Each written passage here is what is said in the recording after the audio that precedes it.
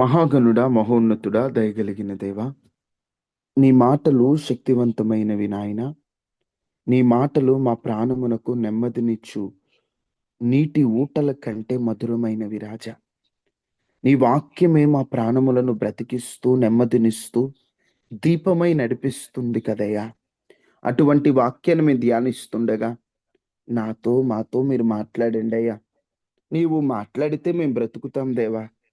మీరు మాట్లాడి నీ వాక్యం ద్వారా మా ప్రాణములను తెప్పరిల్ల చేసి మాతో మీరు మాట్లాడండి. నీ దాసుని మీరు పరిశుద్ధపరచండి. తన ఆలోచనని, తన స్వరాన్ని, తన నాలుకని, మీరే పవిత్రపరిచి నీ మాటలు చెప్పుటకు యోగ్యునిగా మీరు మలచి నీ మాటలు మీరు మాట్లాడించి మీ నామానికి మహిమ తెచ్చుకోమని యేసు నామములో అడిగి వేడుకొని ఉన్నాము తండ్రి. ఆమేన్. ఆమేన్. దేవునికి స్తోత్రాలు. ఈ విధంగా వర్తమానాన్ని ఆలకిస్తున్న మీ అందరికీ కూడా ప్రభు అయిన యేసుక్రీస్తు నామంలో నా హృదయపూర్వకమైన వందనాలు. దేవుడు మిమ్మల్ని దీవించును గాక. ఆమేన్. ఆమేన్. దేవుని వాక్యాన్ని చదువుకుందాం. 119వ సంకీర్తన 58వ చరణాన్ని మనం చదువుకుందామా? 119వ సంకీర్తన 58వ చరణం. కటాక్షముంచమని నా పూర్ణ హృదయముతో నిన్ను బతిమాలు కొనుచున్నాను. నా పూర్ణ హృదయముతో నిన్ను బతిమాలు కొనుచున్నాను. నీవిచ్చిన మాట చొప్పున నన్ను కరుణింపుము. నీవిచ్చిన మాట చొప్పున నన్ను కరుణింపుము. భక్తుడు ఈ విధంగా ప్రార్థన చేస్తున్నాడు.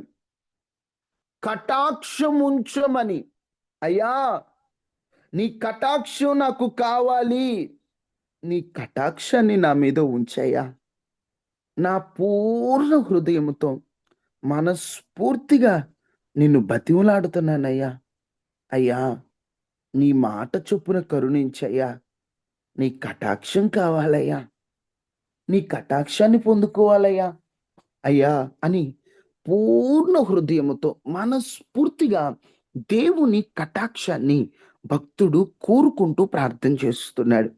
ఈరోజు మనం ప్రార్థన చేస్తే, ప్రభు నాకు ఆకలి తీర్చు, ఈ అవసరత తీర్చు, నాకు ఆరోగ్యాన్ని ఇవ్వు, ఇలాంటివి ప్రార్థన చేస్తుంటాం. కానీ ఆత్మ సంబంధమైన అక్కరలను చాలా తక్కువగా అడుగుతామండి. నేనేమంటానంటే, శరీర సంబంధమైన అక్కరలు ఎంత శ్రద్ధగా అడుగుతామో ఆత్మ సంబంధమైన అక్కరలు కూడా అంతే శ్రద్ధతో అడగాలి.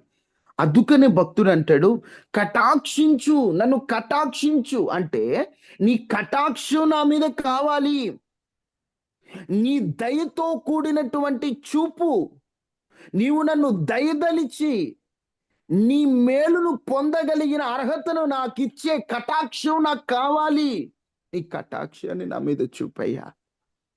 అమ్మా, మనుషులు మనల్ని కటాక్షిస్తారు. కటాక్షము అంటే ఏదో అనుకోవద్దు.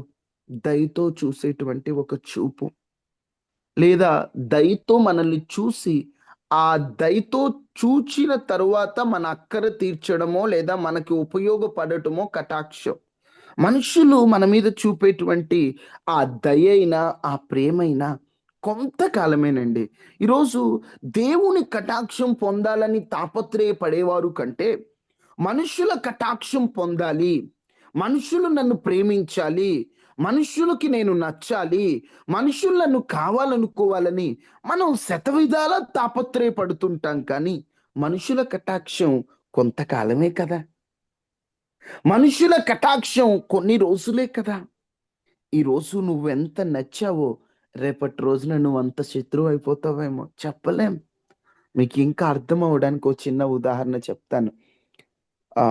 ఆదికాండము 29వ అధ్యాయం 11వ వచనం ఒకసారి చదువుతారా? 11 చదివి వెంటనే 14 చదవండి.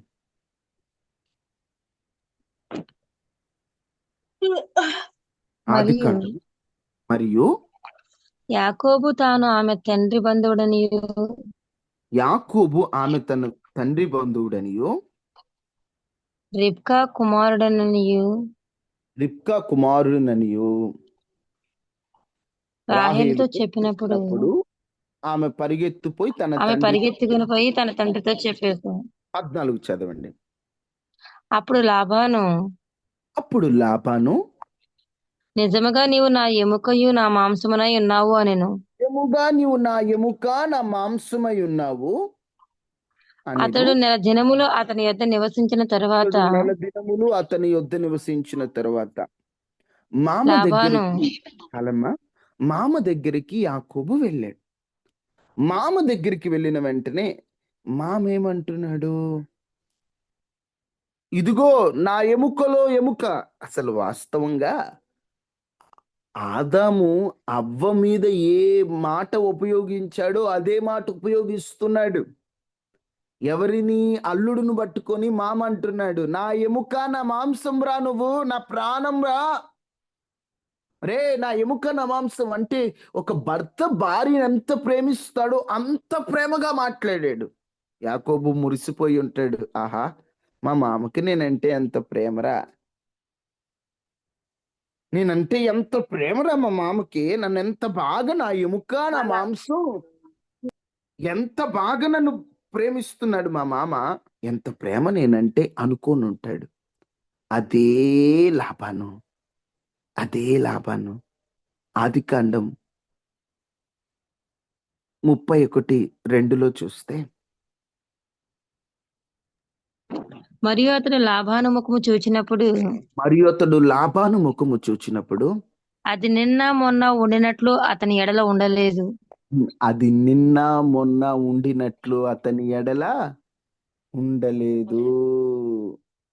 చూడండి, మొదట్లోనేమో అల్లుడు వచ్చిన వెంటనే నా ఎముక నా మాంసం నా ప్రాణం నువ్వే నా జీవితం అనే మాటలు మాట్లాడినటువంటి లాబాను ఒకరోజు వచ్చేసరికి నిన్న మొన్న ఉన్నట్లు లేడట. ముఖం అంతా వేరేలా ఉంది. యాకోబుకి ఏం అర్థం కావట్లేదు.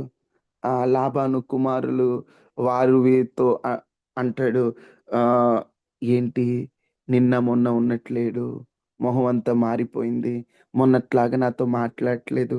ఈరోజు మనసులు కూడా అంతేనండి. నిన్నున్న మనసు ఈరోజు ఉండదు, ఈరోజున్న మనసు రేపు ఉండదు. ఈరోజు మనమే ముఖ్యం, రేపటి రోజున మనమే శత్రువులం. ఈరోజు మనతో మాట్లాడితే ఆనందం, రేపటి రోజున మనతో మాట్లాడకుండా ఉంటే ఆనందం. ఈరోజు మనమే జీవితం, రేపటి రోజున మనం లేకపోవడమే జీవితం అంటాను. నువ్వే నా ప్రాణం ఈరోజు, రేపటి రోజున ప్రాణం తీయొచ్చు. మనుషుల కటాక్షం కొంతవరకేనమ్మా. ఒకప్పుడు లాబాను యాకోబుని నా ఎముక నా మాంసం అన్నవాడు కొన్ని రోజులు గడిచేసరికి అతని ముఖము నిన్న మొన్న ఉన్నట్లుగా లేదట, మారిపోతారండి. దావీదు ఎంత మంచిగా ఉండేవాడంటే, ఆ మంచితనాన్ని బట్టో ఏమో తెలీదు, సౌలు దావీదునంట బాగా ప్రేమించాడట. ఎంత ప్రేమించాడంటే చాలా ప్రేమించాడు. కొన్ని రోజులు గడిచేసరికి ఏమైందో తెలుసా? ఎవరైతే ప్రేమించారో అదే సౌలు దావీదును చంపటానికి తిరుగుతున్నాడు. ఏమో, నిన్న నువ్వు వాళ్ళకు ముఖ్యమయ్యావేమో, ఈరోజు నువ్వు భారమైపోతావు. మనుషుల ప్రేమల వల్ల మోసపోయి నలిగిపోయి మనుషుల కటాక్షము పొందక నా అనుకున్న వారే మాటలతో బాధపెడుతూ నమ్మిన వారే మోసం చేసి ఎవరైతే నువ్వు అర్థం చేసుకుంటారనుకున్నావో వారే అపార్థం చేసుకుంటూ నిన్న మొన్న ఉన్నట్లుగా లేకుండా చివరికి నిన్నే తప్పు పడుతూ నిన్ను దూషణ పాలు చేస్తూ నువ్వు బాధపడుతూ, ఏంటి మనుషులు నాకంటూ అర్థం చేసుకునే వ్యక్తులు లేరే, నన్నంటూ అర్థం చేసుకునే వ్యక్తులు లేరే, నా పరిస్థితిని అచ్చం నా పరిస్థితి ఉన్నట్లుగా అర్థం చేసుకునేటువంటి నా మిత్రులు స్నేహితులు బంధువులు ఎవ్వరు కానరారని మనుషుల కటాక్షం కొరకు ఎదురు చూస్తూ ఒంటరిగా ఉంటున్న నీతో చెప్పేది ఏమిటంటే, మనుషుల కటాక్షం కాదు, దేవుని కటాక్షాన్ని ఈ రోజు నుండి కోరుకో. ఎందుకంటే మనిషి ప్రేమ రోజు రోజుకి మారిపోతుంది, కానీ నా యేసయ్య ప్రేమ రోజు రోజుకి నూతనమైన కృపతో ఆయన నింపుతూనే ఉంటాడు. ఆయన ప్రేమ మారని ప్రేమ, మారని ప్రేమ ఇది, ఆరని ప్రేమ ఇది, మారని ప్రేమ ఇది. ఆరదా ప్రేమ? కొన్ని రోజులుండి తర్వాత ఆరిపోయే ప్రేమ కాదు. ఆయన ప్రేమ అది ఆరిపోదు. ఆర్పజాలని జ్వాల ఇది, అతి శ్రేష్టమైనది, అంతమే లేనిది. ఆయన ప్రేమకు అంతం లేదు. ఆయన ప్రేమ ఆరని ప్రేమ. ఆ ఆరని ప్రేమను, ఆ మారని ప్రేమ, ఆయన కటాక్షాన్ని వేడుకో. ఇంకెన్నాళ్ళు మోసం చేసే మనుషుల వెంట తిరుగుతావు? ఇంకెన్నాళ్ళు నిన్ను అవసరానికి వాడుకొని, స్వార్థం కొరకు ఉపయోగించుకొని, నీ మీద ప్రేమ లేని అలాంటి మూర్ఖ మనుషులతో నువ్వు ఉండటం కంటే ఏకాంతంగా ఏసైతో గడపటం మేలని భావించి ఈ రోజు నుండి ఎక్కువగా ప్రభుతో సహవాసం చేయి. నేను ఒక మాట చెప్తాను. మనుషులు మారిపోవచ్చు, మనుషుల విధానాలు మారిపోవచ్చు. ఈరోజు నీ నీ ఎడల కటాక్షం చూపిన వారు రేపటి రోజున కటాక్షం చూపకపోవచ్చు.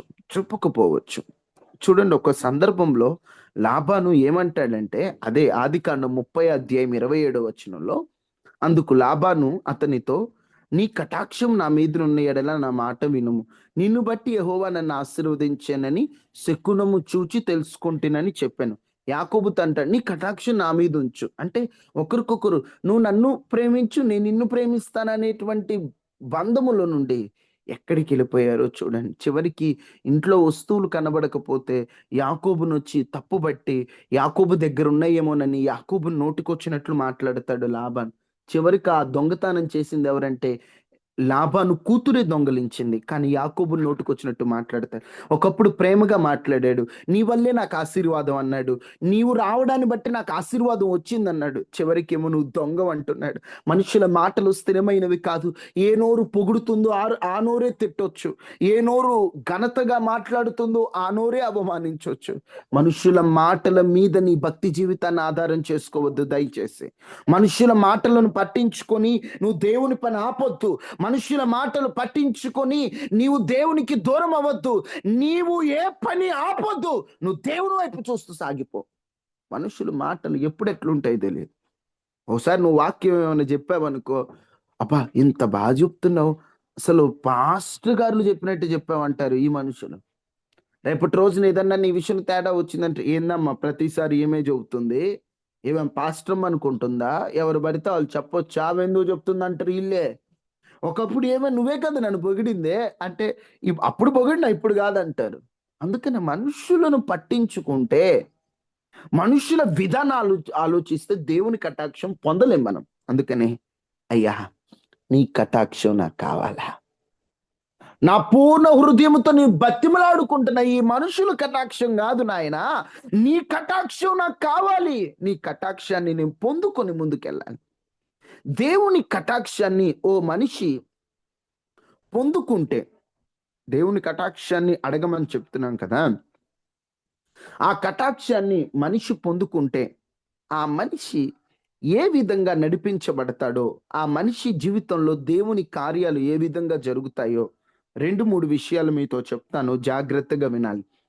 దేవుని కటాక్షాన్ని ఓ మనిషి పొందుకుంటే ఆ వ్యక్తి జీవితంలో ఎలాంటి కార్యాలు జరుగుతాయి చూడండి. దేవుని వాక్యములో నుండి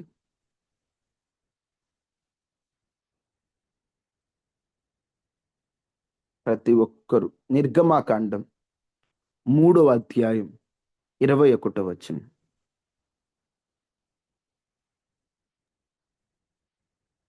జనుల మరియు ఎడల ఇలా ఆ ఎగిప్తులకు కటాక్షము కలుగజేసేదను గనుక ఐగుప్తీలకు కటాక్షం కలుగజేసేదును గనుక మీరు వెళ్ళినప్పుడు ఒట్టి చేతులతో వెళ్ళరు.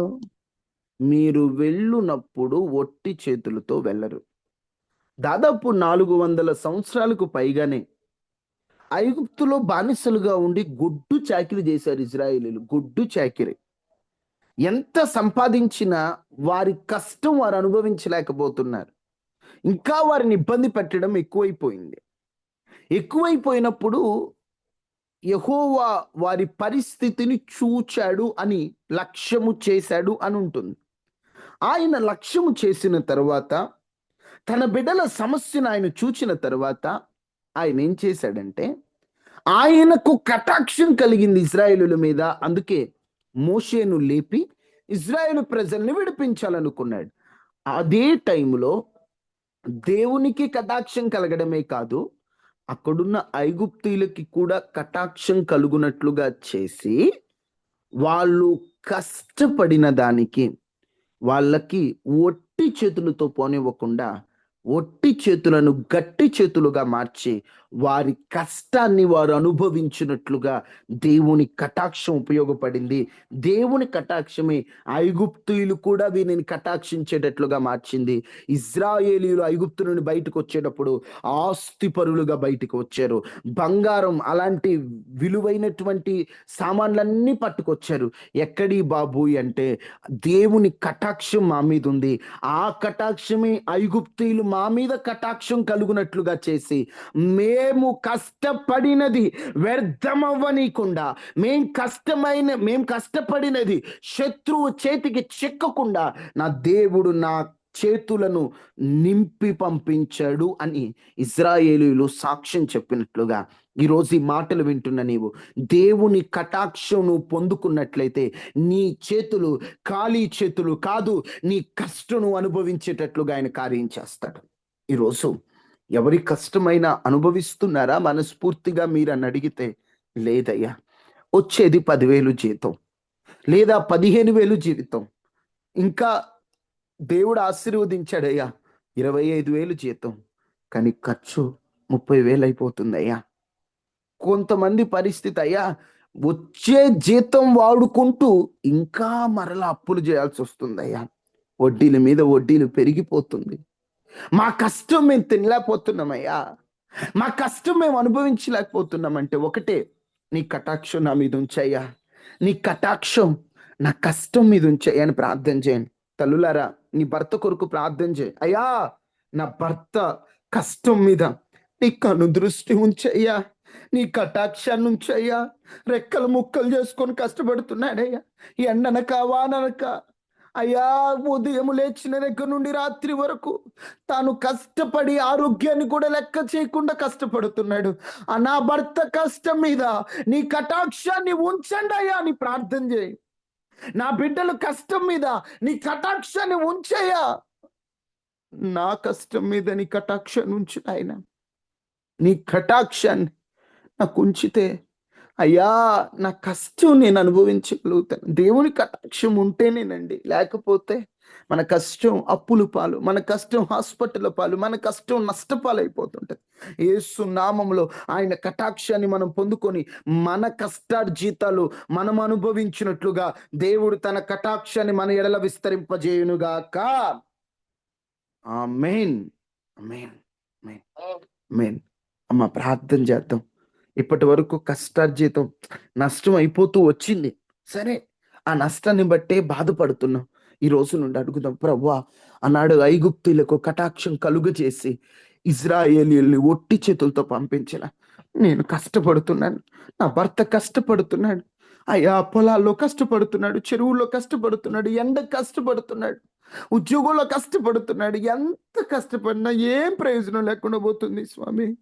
అయ్యా, నీ కటాక్షాన్ని చూపు, నీ కటాక్షాన్ని ఇవ్వు, నీ కటాక్షాన్ని ఇవ్వని నువ్వు ప్రార్థన చేసే నిశ్చయముగా చిరిగిన సంచిలో వేయబడినట్లు కాదు, అది దాచబడిన ధననిధిలో వేయబడినట్లుగా నీ కష్టార్జితాన్ని దేవుడు ఆశీర్వదిస్తాడు.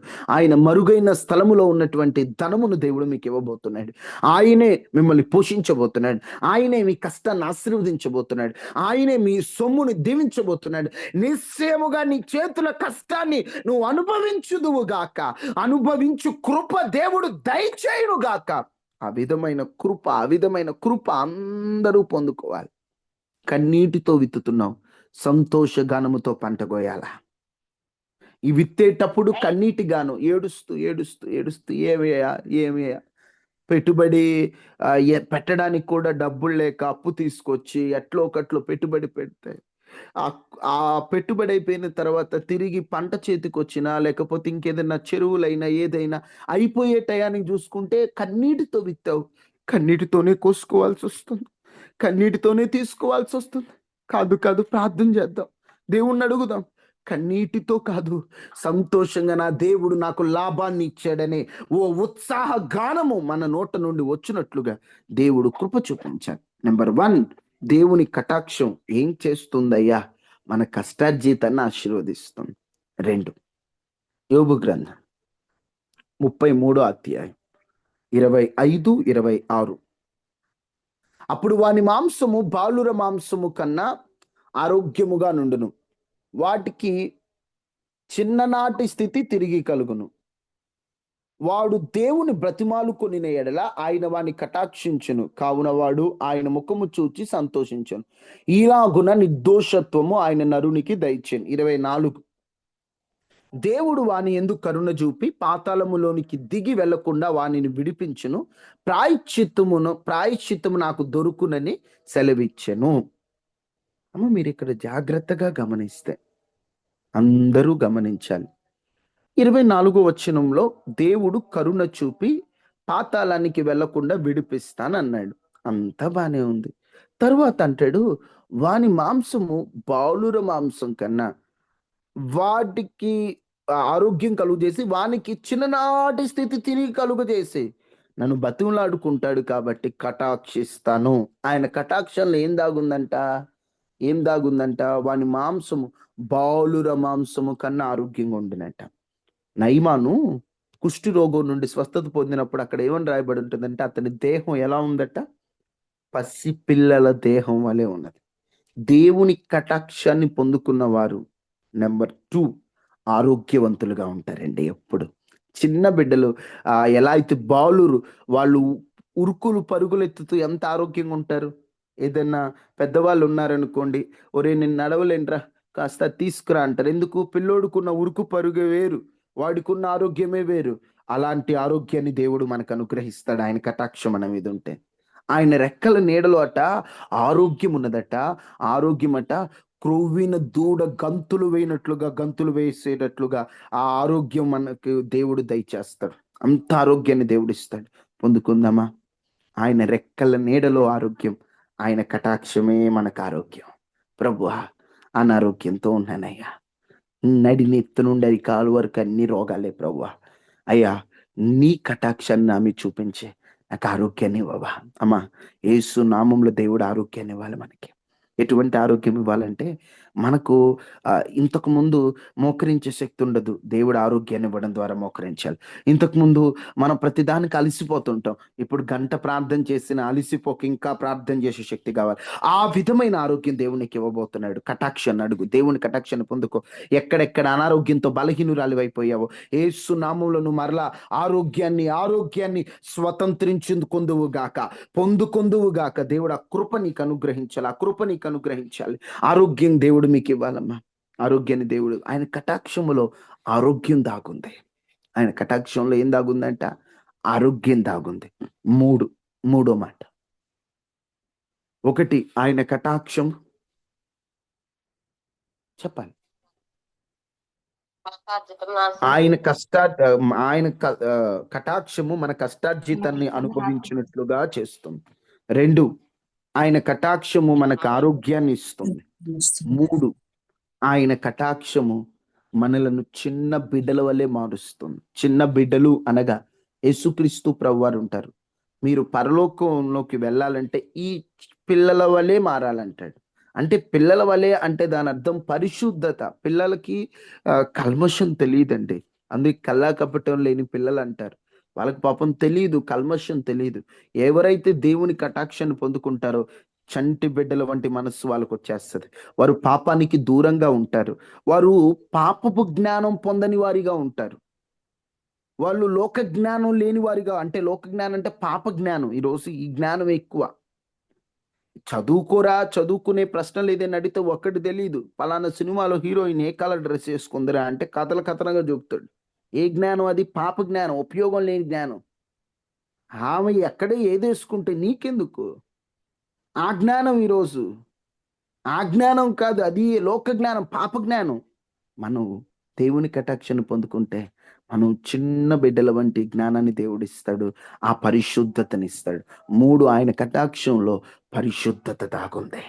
దేవుని కటాక్షం ద్వారా మనం పరిశుద్ధులుగా మారాలి. చిన్న పిల్లల వంటి మనస్సు, కల్మషం లేని మనస్సు, పరిశుద్ధమైన మనస్సు, నిర్దోషత్వమైనటువంటి మనస్సు, ఏ దోషం లేకుండా ఏ కపటం లేకుండా, ఏ అబద్ధం లేకుండా దేవునికి ఇష్టమైన వ్యక్తులుగా మనం అందరం కూడా మారిపోవునట్లుగా ఆయన మన ఎడల తన కటాక్షాన్ని విస్తరింపజేయునుగాక. Amen. అమ్మా, దేవుడు ఆ కృప కూడా మీకు ఇవ్వాలమ్మా. పరిశుద్ధత కావాలంటే ఆయన కటాక్షం కావాలి. మనంతట మనం ప్రయత్నం చేసినా ఉండలేమండి. మన వల్ల కాదండి. మనం ఎంత ట్రై చేసినా నేను ఇంకా ఇట్లుండాలి అట్లుండాలంటే మన బలం సరిపోదు. దేవుని కటాక్షాన్ని వేడుకుందాం. అయ్యా నీ కటాక్షం నా మీద ఉంచయ్యా, అయ్యా నీ కటాక్షం నా మీద ఉంచయ్యా, నీ కటాక్షం నా మీద ఉంచని మీరు ఎప్పుడైతే ప్రార్థన చేస్తారో అప్పుడు దేవుడు మీకు ఆరోగ్యాన్ని దయచేయబోతున్నాడు. ఆమేన్. తర్వాత తర్వాత సామెతలు గ్రంథం 8వ అధ్యాయం 34, 35. దేవుని కటాక్షాన్ని పొందుకోవడం ద్వారా అనుదినము నా గడప యుద్ధ కనిపెట్టుకొని నా ద్వార బంధముల యుద్ధ కాచుకొని నా ఉపదేశం వినువారు ధన్యులు, నన్ను కనుగొనువాడు జీవమును కనుగొనును, యెహోవా కటాక్షము వానికి కలుగును. దేవుని కటాక్షాన్ని పొందుకోవాలన్నా, దేవుని కటాక్షం కలిగి ఉండాలన్నా ఇక్కడ భక్తుడు అంటాడు అనుదినం, అప్పుడప్పుడా అనుదినం నా గడప యొద్ద కనిపెట్టుకొని నా ద్వార బంధముల యుద్ధ కాచుకొని నా ఉపదేశం వినాలి. అమ్మా, ఎవరైనా లోపల ఉంటే గడప యుద్ధ కనిపెట్టుకొని ఎప్పుడెప్పుడు బయటకు వస్తారా, ఎప్పుడు లోపల పిలుస్తారా అని తలుపు బయట ఎదురు చూచినట్లు దేవుని ఉపదేశం కొరకు ఎదురు చూడాలంట. చూస్తున్నారా? మీరు చూస్తున్నారు.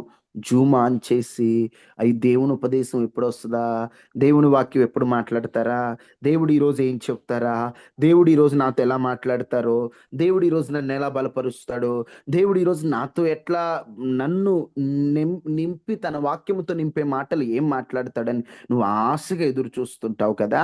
అప్పుడు నువ్వు దేవుని వాక్యాన్ని నువ్వు కనుక్కుంటావు, కనిపెడతావు. అప్పుడు నీలో జీవం వస్తుంది.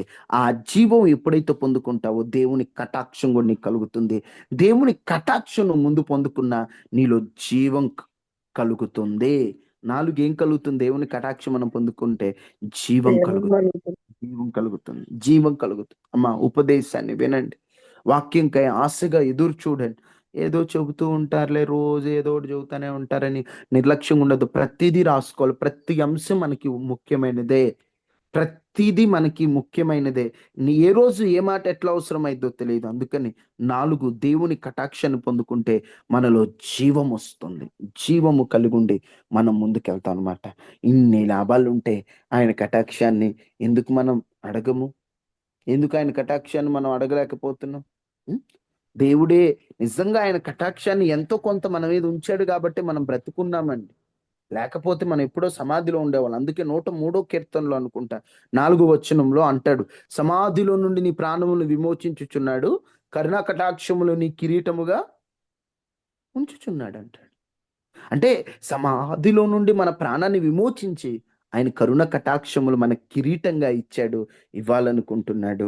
మనందరం కూడా అయ్యా నీ కరుణ కటాక్షములు, నీ కటాక్షం నా మీద చూపించయ్యా. భక్తుడు బ్రతిమలాడాడే, కటాక్షించు కటాక్షించు అని పూర్ణ హృదయంతో దేవుని బ్రతిమలాడినట్లు మనం కూడా అయ్యా నీ కటాక్షం కావాలయ్యా, నీ కటాక్షాన్ని నా మీద ఉంచయ్యా అని ప్రభువుని బ్రతిమలాడుకుందాం.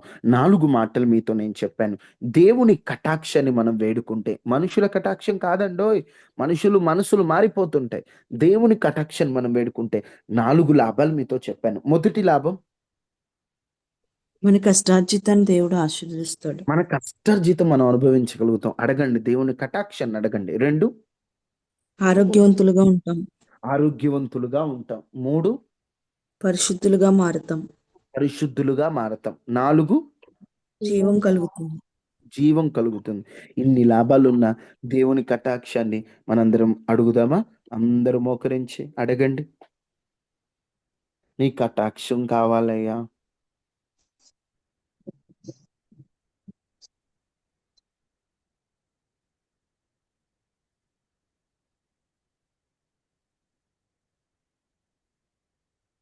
నీ కటాక్షం కావాలయ్యా. మహాగణుడా, మహోన్నతుడా, దయగలిగిన దేవా, కృపాసత్య సంపూర్ణుడా, ఈరోజు మాతో మాట్లాడిన మాటలు బట్టి వందనాలు. కటాక్షించమని పూర్ణ హృదయంతో భక్తుడు వేడుకున్నాడు. ఆ కటాక్షాన్ని వేడుకోవడం ద్వారా అయ్యా నీవు కటాక్షించి ఐగుప్తులకి కటాక్షం కలుగజేసి ఇజ్రాయేలీయులు కష్టార్జితాన్ని వారికి ఇచ్చి ఒట్టి చేతులతో వెళ్ళనివ్వలేదు కదయ్యా. అయ్యా నీ కటాక్షం ఉంచి నీ కరుణుంచి ఆరోగ్యము కలిగిన వ్యక్తులుగా మారుస్తావు కదయ్య. నీ కటాక్షం నుంచి చిన్ననాటి స్థితి తిరిగి తీసుకొస్తావు కదయ్యా. అయ్యా నీ కటాక్షం నుంచి జీవాన్ని కూడా కనుక్కున్నట్లు సహాయం చేస్తావు కదయ్యా. ఈ కటాక్షం మా ఎడల కుమరించండి. మా కష్టార్జితం నష్టం పాలవుతుందయ్యా, కరుణించి కాపాడండి అయ్యా. అయ్యా ఈరోజు అనారోగ్యంతో పాల్గొన్న వారికి స్వస్థత ఇవ్వండి. మానసికంగా ఎవరైతే కృంగిపోతున్నారో వారికి ఓదార్పునివ్వండి. ధైర్యం లేని వారికి ధైర్యాన్ని ఇవ్వండి. ఆదరణ లేని వారికి ఆదరణ ఇవ్వండి. కరుణించండి, బాహు చాపండి. నష్టంలో ఉన్న వారి నష్టం నుంచి విడుదల ఇవ్వండి. మానసికంగా కృంగిపోయిన వారికి ధైర్యాన్ని ఇవ్వండి. అప్పుల్లో ఉన్న వారికి విడుదల ఇవ్వండి. మనశ్శాంతి లేని వారికి మనశ్శాంతిని ఇవ్వండి. చేయిస్తున్న పని పాటలో తోడుగా ఉండండి అయా తండ్రి. ఎక్కడికి వెళ్తున్న ప్రయాణాల్లో తోడుగా ఉండి ప్రతి ఒక్కరి జీవితంలో మీరు తోడుగా ఉండి మనస్ఫూర్తిగా మనశ్శాంతిగా నీతో ఉండినట్లు సహాయం చేయండి. దయ ఉంచండి, బాహు చాపండి. అయా నీ బిడ్డల పక్షాన్ని మీరు నిలిచి అద్భుతం చేయండి. రాజా మీకు వందనాలు, ప్రభువా మీకు స్తోత్రాలు, సజీవుడానికి వందనాలు. కరుణ కటాక్షములు విస్తరింప చేయమని అయా నీ బిడ్డల పక్షాన మీరు ఉండమని ఎవరెవరు ఏ ప్రేయర్ రిక్వెస్ట్లు కలిగి ఉన్నారో వారందరిని జ్ఞాపకం చేసుకోండి. అయ్యా ఈరోజు 10th క్లాస్ రిజల్ట్ ఉంది నాయన. పిల్లలు ఎక్కడ కూడా ప్రభా తండ్రి ఎవరు బాధగా ఫీల్ అవ్వకూడదు అయ్యా. అందరికీ మంచి మార్కులు ఇవ్వండి అయ్యా. ఫెయిల్యూర్ శాతం తగ్గాలి ప్రభు, అందరూ పాస్ అవ్వాలి నాయన.